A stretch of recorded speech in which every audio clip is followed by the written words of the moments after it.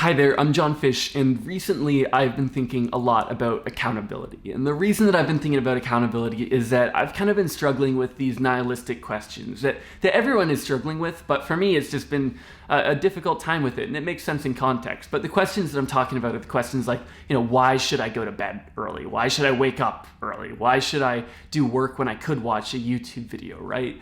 Motivational questions, essentially. And what I found is that accountability can be a very powerful mechanism for motivating yourself. But I want to explain how, because I think that my intuitive understanding of accountability was not one which necessarily lent itself to motivation. So let's talk about that.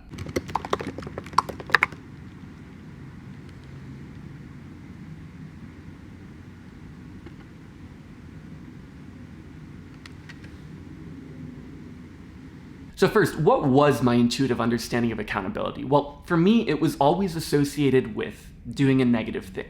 So I expected to be held accountable when I did something either intentionally or accidentally, which had some negative ramification for someone else, right? If I accidentally, tripped someone, I would expect there to be some consequences for that, right?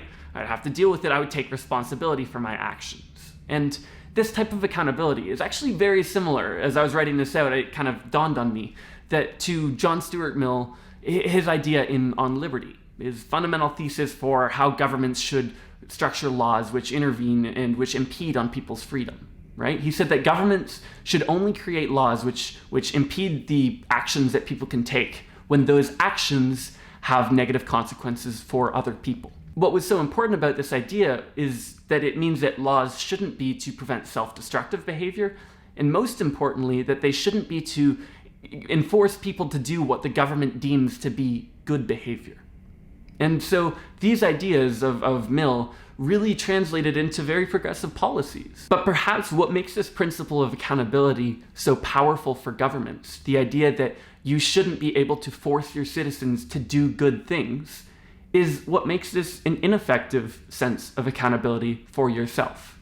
Because what I actually do want is to compel myself to do good things. I want to create principles and values in myself which make it much easier to make the right decisions. I don't want to be dominated by nihilism, to be dominated by these unmotivated thoughts. I want to be able to make good decisions because I want to affect goodness in the world.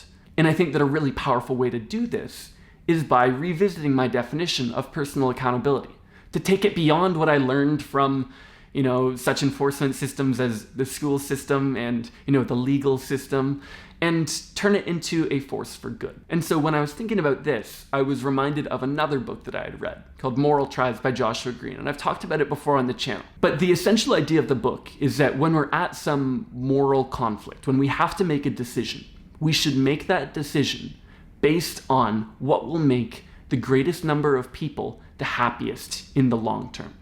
But of course, this idea is quite ambiguous and open to a lot of bias being introduced. When you try and do some utilitarian calculus on these existential questions, right?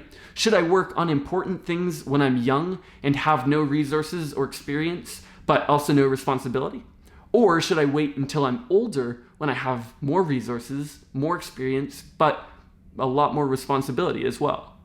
I might have kids, right? These are the questions that people are trying to answer all the time. And the truth is that your prior bias, what you wanted to do before trying to do this calculation, just carries through unless you're very, very, very careful, which becomes very overwhelming to do in your day-to-day life. While it's possible to do these types of calculations for big decisions, it's a lot harder to, make these types of calculations when you're just lying in bed or you're trying to decide to actually close YouTube and get to work. So while the idea of making a perfect decision at all times, the single perfect decision, is just overwhelming and impossible, if we take a step back, as Green kind of identifies in the book, it becomes a very powerful guiding principle to which we can hold ourselves accountable.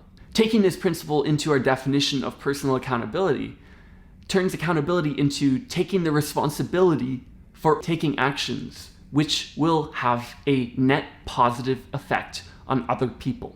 So here's the trick to this though, because this can get very overwhelming. I've been in this position before where you feel that you have an obligation to help everybody and that you owe it to them, right? And that they expect it from you. And when this expectation exists for literally every person, it feels like you're swimming in debt. It's very overwhelming. It's a debt that you could never pay off. You can never help everyone enough. And so you get overwhelmed and then you get paralyzed. You don't do anything because you could never do everything. And that's exactly what we're trying to avoid. So the trick to it is this, I think. It's to recognize that it's not an expectation, but an opportunity. Really, when you're struggling, you don't have a concrete expectation of a random stranger that they will help you.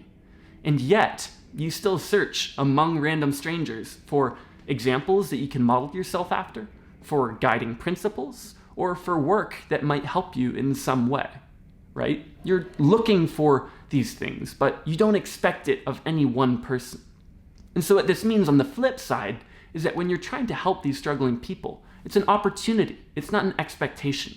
So it's not a debt that you're trying to pay off. It's a surplus that you're trying to build up. And so it's this idea that I think is really powerful, that when you're trying to make a decision, a nihilistic decision, you're trying to fight against that voice in your head that's saying, no, just watch some more Netflix. No, you can just stop now. It's no problem. You're going to be more comfortable. Be careful, because you have the opportunity through every action that you take to model yourself as a good example for somebody else, to create work. When you're procrastinating, recognize that your work is actually important because it has the potential to help someone who is struggling. And for me, that's what I'm trying to do with my life. It's what I want to do. So what I've been doing when I've been struggling with these kind of nihilistic thoughts and making poor decisions and not living, necessarily the life that I want to live, the way that I've been able to break out of that has been to picture the person that I'm trying to help, just one person, and imagining that I'm setting an example to them, that somehow they were randomly connected to me on the internet, in real life, through whatever, and they're looking to me because they're looking to the world for an example. They're looking to the world for help in some way. And then it really, makes me realize that my actions do matter. There are consequences, and those consequences can be positive, and that's critical. So why should I fight against nihilistic thoughts? Why should I make the right decision? Why should I choose to be uncomfortable as opposed to choosing to be comfortable? Because it's going to help that person who's looking to the world, looking for an example, and they stumble across me. Why should I make a video? Why should I write a book? Why should I work on an app? Why should I do any of these things, right? Because they all have the potential to affect some positive change in somebody's life. And like I said at the beginning of this video, affecting this positive change is the only way to justly live in the world. It's the right way to do things. And so this is how I've been holding myself accountable. I am accountable to myself to take advantage of the opportunities that I have to take actions which will positively influence other people. And it's not an expectation that they have, but there is a huge opportunity. It's an opportunity that we all have access to. So remember that. There's nothing holding you back from positively impacting people. You have the potential to, within your network, however large or small that network may be, affect some positive change, again, however large or small.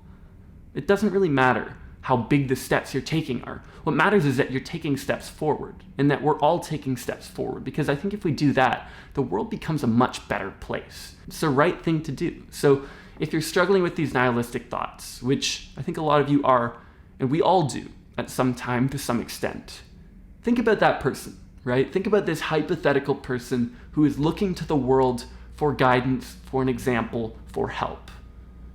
And then do it for them. So yeah, this was a hard video to film. It took me a few weeks to actually figure out my thoughts on this, partially because I was struggling, like I said, with these nihilistic kind of questions as I was going through the process of writing this and figuring out, okay, what's actually the right path forward here. So, this is not a set in stone ideology. It's just what I'm working on right now. But it's something that I think is a healthy and useful thing for everyone to at least consider when they're struggling as well. So feel free to draw me a comment about what you think. Shoot me a message on Instagram @TheJohnFish. It's where I'm most active in terms of replying and interacting with people. And yeah, leave a like if you enjoyed the video, a dislike if you didn't enjoy it, and subscribe if you want to see some more content. Yeah, thanks for watching. I will see you in a few days.